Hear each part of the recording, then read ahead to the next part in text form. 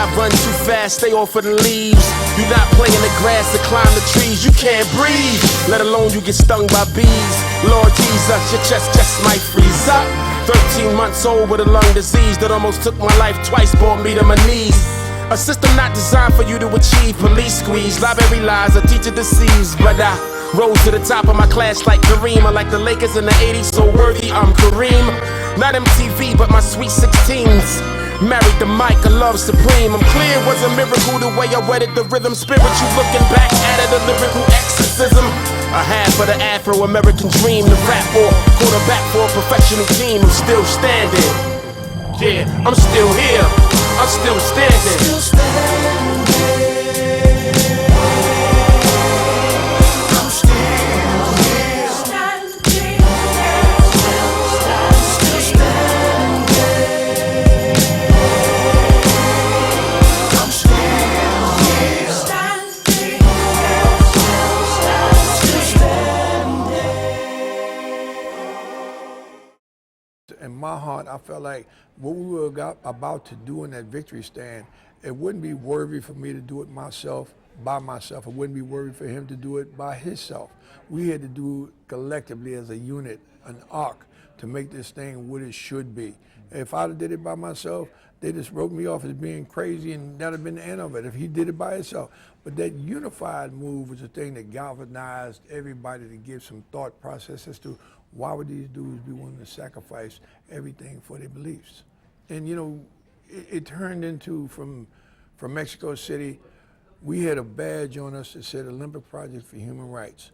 We had one set of marketeers in the news industry, and that's the right-wing media, newspapers, magazines, what have you.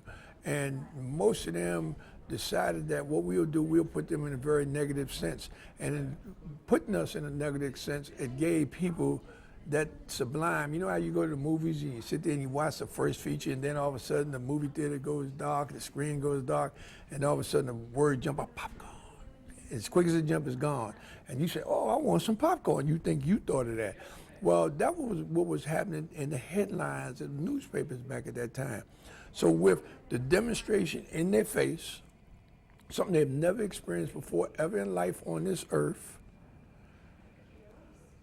black glove in the air, I don't understand, and now I get off and read the headlines talking about, oh, they're anti-American, oh, they're black militants, oh, they're thinking about burning down the Statue of Liberty, and people had a confusion running rapidly in their brain. They wasn't scared, they was intimidated by what they saw, with the additives that was put in. Hence that time, 44 years later, a lot of people have a lot more open mind and have an opportunity to sit down and evaluate things for themselves, opposed to letting the headlines dictate what trend or what mind thought or set that they should have. And that's the difference in today and yesterday. Yeah, that's interesting, because you know, you read about the protest and they say it's a Black Power salute. Absolutely. Is it a Black Power salute, or is it a political protest? Because obviously you have the Voting Rights Act, the Civil Rights Act, 64, Right. 65. So Right. things start to change Right. from when you were much younger. What was the purpose then? Was it Black Power? Was it to galvanize black people Only to black believe power, in themselves? The only black power was that black ass running through that tape. That's the power in terms of running down that track. The purpose was to galvanize society into a mode of being the best that we could possibly be. Like when I went to train, the idea was to be the best that you can be in your endeavors in track and field, to be the best that you can be in school, to be the best that you can be in business. And then they came back and they said it was a Black Power movement. I didn't have a button on that said Olympic Project for Black people. I had a button that said Olympic Project for Human Rights.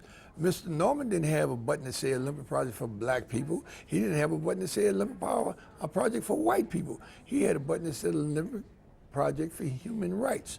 And then when they made this situation and intimidated and scared the people into believing that this was a terrible thing, this movement, that this demonstration is a terrible thing, and scared people for 40 some odd years. It scared the athletes to tell the athletes that we've taken Tommie Smith and John Collins' medals away. If you do anything outside the line, we're gonna take your medals away. That was total propaganda and lies. For 40 plus years they told us.